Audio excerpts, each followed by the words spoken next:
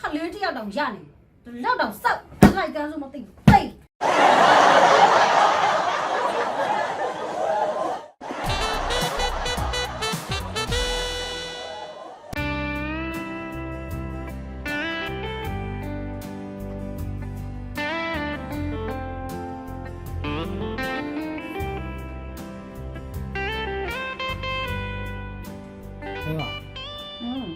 မင်းကယောက်ျားကိုပြောစရာရှိတယ်နော်။ဘာပြောမလဲ။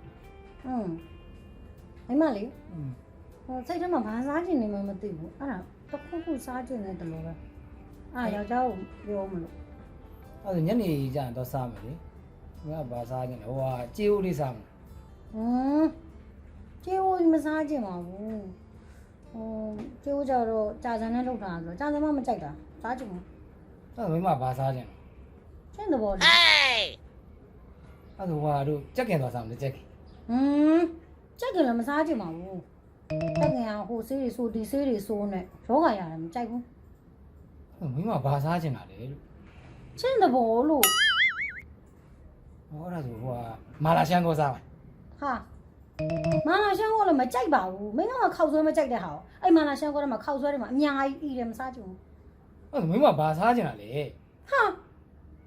ချင်းတဲ့ဘောပါဆိုအဲ့ဒါဟော့ပေါ်စားမလားဟော့ပေါ်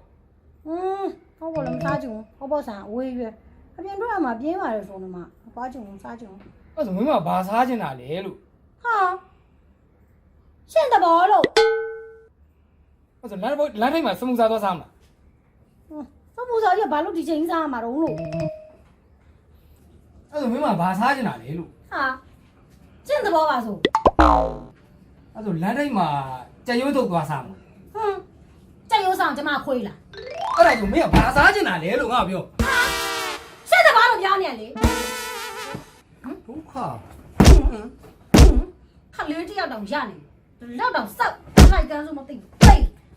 နေခဲ့ရှင်းမတရားလည်းနေခဲ့